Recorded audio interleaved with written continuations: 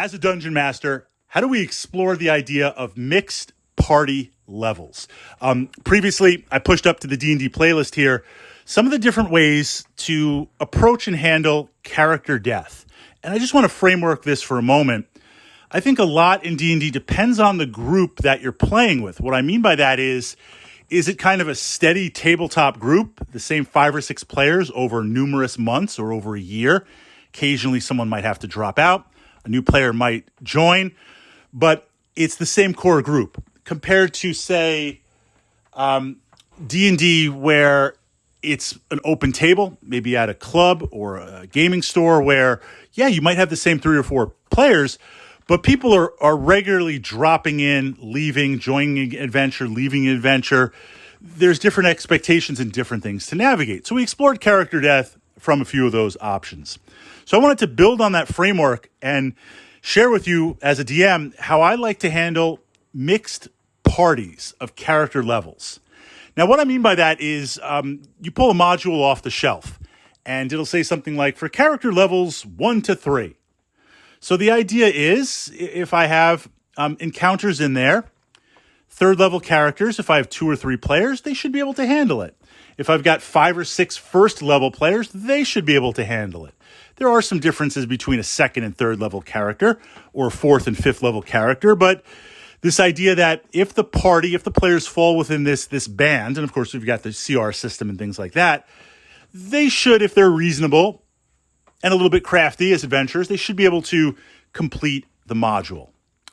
But then there's times where I feel like I need to kind of break out of that. I want to share with you, last summer, for 4 months, I ran kind of this open D&D gaming world where I had a map, and some of it was populated, some of it I made up in the moment creatively. But the idea was we were playing once a week, and someone could sit down, join the game, and play.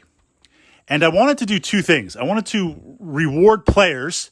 So when we started kind of end of April was session 1. At the end of April, the players that joined and we were going to play through the whole summer, I wanted to acknowledge their progression and say, hey, when we finish, and we didn't know what level we were going to finish or anything. We finished up at level 11. Those players, if they were consistently playing their character through the game for the summer, you make it to a level 11. That's a pretty significant achievement. At the same time, I wanted it to be accessible to any new players because one of my things with D&D is everyone has a place at my table. You want to play some D&D? Bring your character, roll them up, grab some dice, and let's do this D&D thing. So if we're into now, let's say the middle of May, that core group that started, if they're level 2 or 3 or 3 or 4, then someone new joins. What do we do? And I was advertising this game or promoting this game as open D&D play. You could sit down for 1 session. You could sit down for 5. You could sit down for 10. This is when and where we're playing each week. Come and play. Roll up a character and play. So I wanted to also approach it where, in rewarding that, if someone new sits down at the table, what do you do? How do you handle that? Now, this was a case-by-case basis. You could say, and it's not a right or wrong answer, it just depends on what you're trying to do. If the party's now currently level 4, someone new sits down, I could say, hey, roll up a level 4 character. Here's your gold buy-in. Populate it and play. And I've done that many times in other campaigns. We've explored that. But this was different.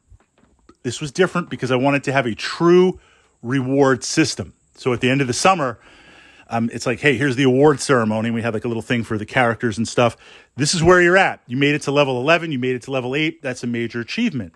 So I decided new players that come in, everybody starts at level 1. Everyone starts at level 1 unless you were already playing at the store and you had an established character, meaning not one that you rolled up, but if you could come to the table and say, look, I've been playing this character in another D&D game with another DM, and they made it to level 5. I'd love to bring them in. You could bring them in. But there was a level cap in that the original players that started, whatever level they were at, you couldn't bring in a character higher than that. So if we're into the end of May and the party's level 4, you can't show up with a level 10 character because I can't make that adjustment. So now I need to deal with, within that framework, earn your character, earn your level. At the end of the summer, we had a little barbecue and see how we're doing. How do I deal with the fact that if there's a 4th or 5th level character, 6th level character party, 5 of them, 4 of them, 6 of them, someone comes in at level 1, how the heck do we deal with that, right? They're just, the challenge rating alone is going to just kill them, to stomp them. How do we get them up to speed? And this is what I did, and it worked well enough. You know, sometimes in D&D, you want everything to be perfect. You want it to be just fit in perfectly. But often when dealing with a lot of complex moving parts in an RPG, it just has to be good enough. And if it's good enough, then leave it and go with it.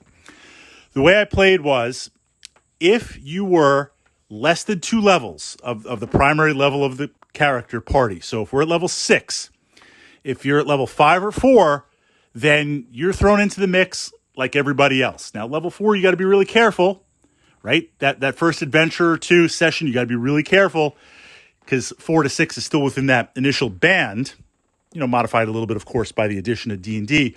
But you can do it. You can do it. After that first or second adventure, based on experience and leveling up, you'll kind of level up a little quicker than the majority of the party, and you'll quickly catch up. You'll be within there. But if you come in at level 1, then the way I handled it was, in combat, if you got killed and you were at a lower level, so if you were 3 or more levels than the base party, you weren't killed. You were knocked out. Like, you're so new to this adventuring thing, an ogre hit you with a club, you got knocked out. That's it. You couldn't be effectively killed. So now in combat, you could contribute somewhat. You had to play very careful because, hey, like, I'm a brand new adventurer and I joined this veteran adventuring company. I got to be careful. I got to do the role-playing angle. But what this means is, for that moment, you couldn't be killed unless, and this is what we're building on character death, unless it was a total party wipe. Then everyone absolutely got killed. And that's it. And that didn't happen. And that would rarely happen if we're at that level, especially since we've got some really good players aware of those things. So you effectively could not be killed. We role-played it. You got knocked out. Now, where the cap was, though, is in any one session, and our sessions were pretty long. In any one session, you could only gain, if you were behind that much, you could only gain 1 level per session, per adventure. This idea of risk versus reward. So we've got the party at level 7, right? We've got 6 level 7 players, 2 level 6 players, 1 level 5 player, and a level 1 player joins the game. They go through, everyone gets experience, you get a cut, you get some extra experience for role play. That first level player in that one session, our sessions were about 6 to 7 hours.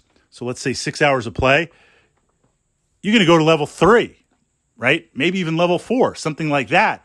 To jump up that fast to the risk versus reward and this sense of achievement that I'm trying to promote and give, because it's going to last for the summer, that's too fast. So when you were below enough, the level cap was you could only level up once per adventure. It wasn't perfect. Didn't work as perfectly as one might expect, playing with that much of a variance in it.